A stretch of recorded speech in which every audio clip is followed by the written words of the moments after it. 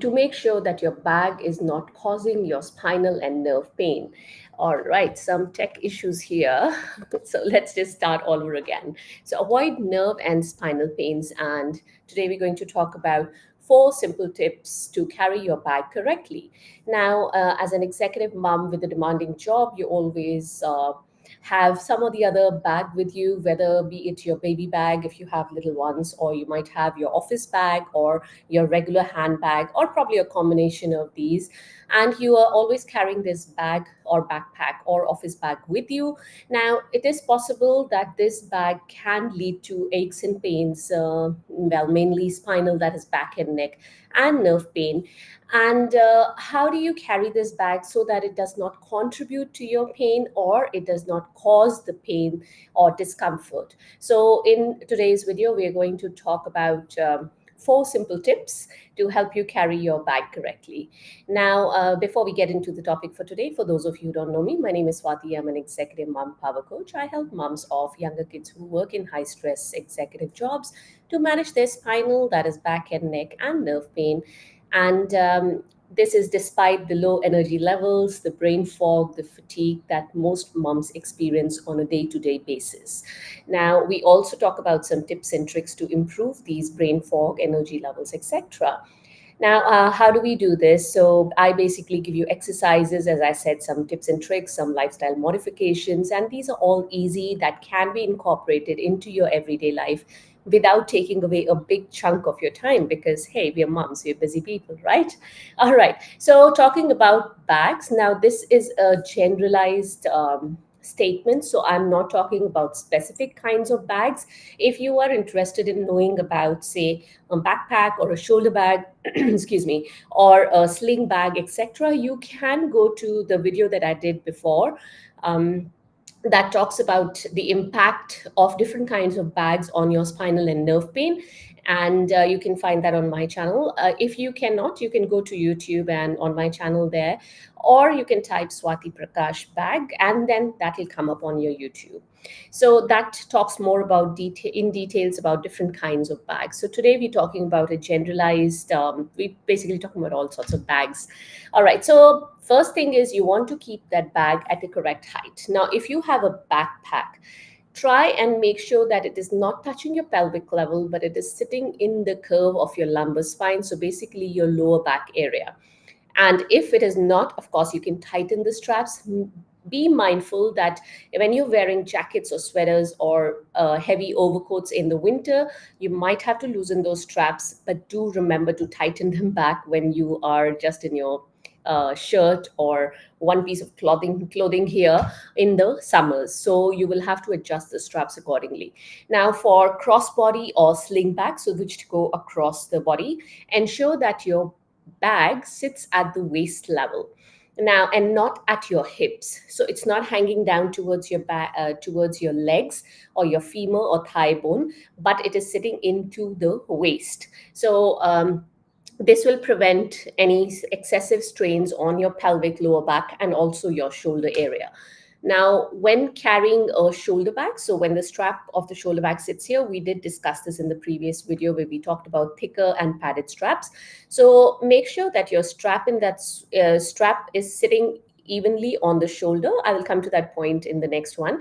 But what I'm trying to say is try and keep that bag between your torso and your arm. So again, not hanging down to your hip level or your pelvic level. And of course, all this will lead to more muscle strain, a lot of stresses around your lower back, pelvic, and shoulder area as well. And of course, in the neck and upper back. All right. Now, whenever you're carrying your bag, or if you've seen other people carry their bags, notice some people tend to shrug their shoulders because the straps are possibly falling off. Probably they're not wide enough. Probably they're not sitting comfortably on the shoulders. So, just looking at my notes here. Yeah. So, if that is the case, Try the bag at home before you head out, and probably opt for thicker straps, especially with the shoulder bags or the handbags nowadays. You get these separate straps that you can hook on to your handbag. So I use a lot of those. I don't always use the straps that come with the bag because they tend to be thin and they dig into my shoulders. So if you are shrugging your shoulders, maybe it's time to look for changing the strap, if not changing the bag. Okay. And another thing is, please do not overfill your bag. Of course, this is common sense, but stuff tends to accumulate, especially if you are like me and you carry everything in your bag. Things tend to accumulate in your bag. Maybe it's your office things, your kids' things, wipes, tissues, everything that a mom usually carries. So this excessive weight in the bag adds up. You might think it's just another packet of tissue, it's just another bottle of medicine, but it does add up. So try and carry only the essential. Do like a weekly cleanup of your bag. And ideally, the weight of your bag should not be more than 10% of your body weight.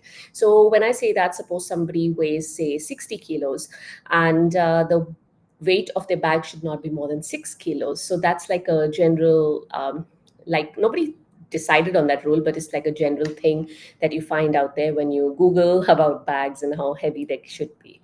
So, the last thing I wanted to talk about is your coin bags. Now, most of the bags nowadays do not come with a coin bag, but some still do. So it's a more old style thing that used to happen. But if you have one of those coin bags, or you keep a separate pouch with for the coins, because hey, we all need those, right? Parking lots, etc. We all need those coins.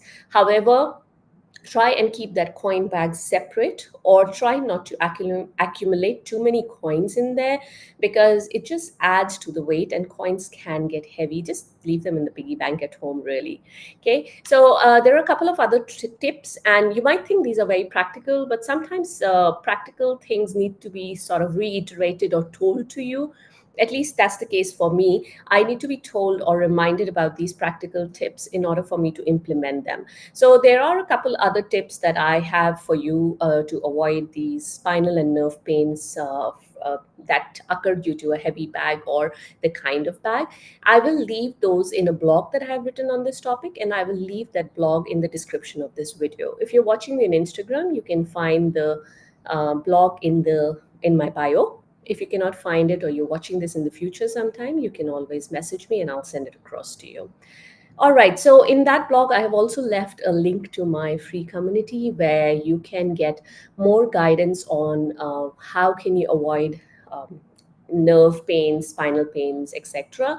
There are a couple of, there are quite a few free trainings in there that will be helpful to you. So, for example, one of the trainings is Simple Solution to Manage Your Nerve Pain, and that covers nerve pains for your arms, for your legs, sciatica, etc. Another one is Simple Solutions to Manage Your Neck Pain. So there are quite a few of them in there. So have a look, and it's a free community. You can join, and you can browse around and see what works for you. Alrighty, if you have any questions, any comments on today's video, do let me know and I'll be happy to answer them for you. And I'll see you guys next time. Bye for now.